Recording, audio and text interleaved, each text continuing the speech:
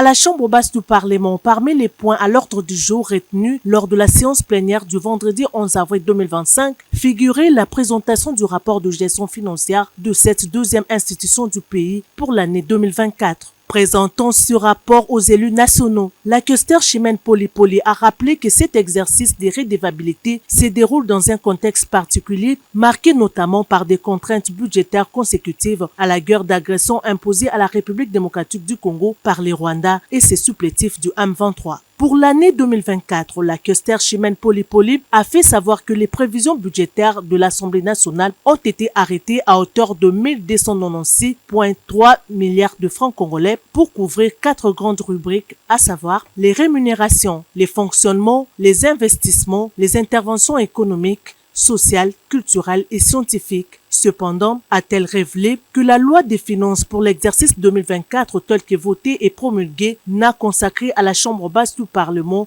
une enveloppe de 782,6 milliards de francs congolais, soit 60,37% des besoins véritablement exprimés.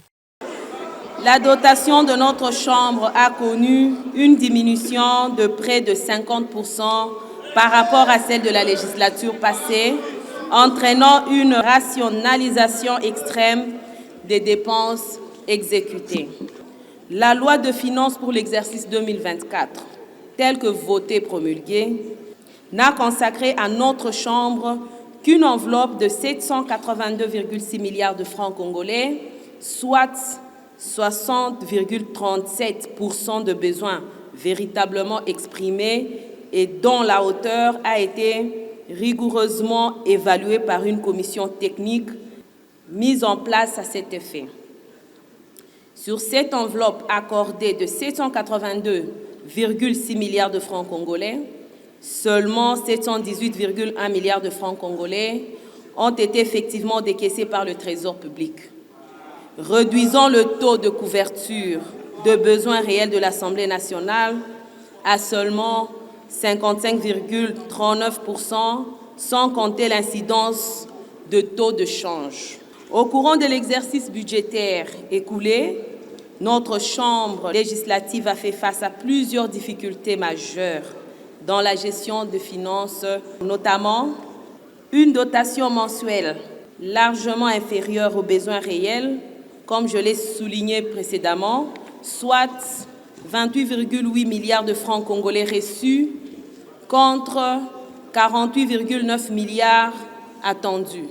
Des contraintes de gestion de la trésorerie causées par décaissement tardif et partiel de la dotation. De son côté, le speaker de la Chambre basse du Parlement, le professeur Vital Kamerhe, a salué cette démarche. Il parlait d'un sens élevé de devoir et un attachement ferme aux principes de redevabilité et de transparence. Vous savez très bien, avec les réseaux sociaux, on nous attribue le confort que nous n'avons pas. L'institution,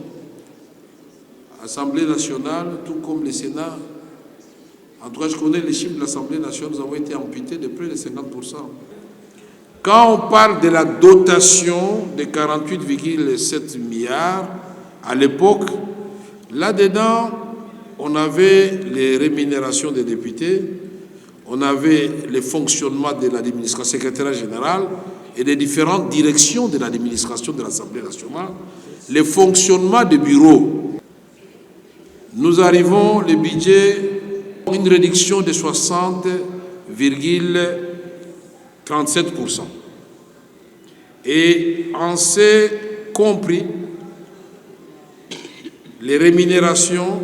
c'est les émoluments des députés. Malgré ces contraintes à la fois sécuritaires, budgétaires, politiques et sociales, le bureau de l'Assemblée nationale que dirige le professeur Vital Kamerhe a cependant fait preuve d'ingéniosité et de rigueur dans la gestion des ressources mises à sa disposition, dont les déficits par rapport aux besoins réels a imposé des arbitrages. Soulignant que bien avant la présentation de ce rapport, la plénière a auditionné et approuvé les rapports de la commission spéciale chargée d'examiner les résolutions de la Cour des comptes et accordé un délai supplémentaire à la commission aménagement du territoire et nouvelles technologies de l'information et de la communication pour continuer l'examen de la loi sur l'aménagement du territoire demandé par le président de la République avant de présenter un rapport étoffé à la plénière. Aussi, la plénière a accordé 48 heures aux élus sur demande du député national Eliezer Tambwe par motion des procédures pour s'imprégner de la proposition de loi portant code pénal du député national Sakata avant son examen et adoption.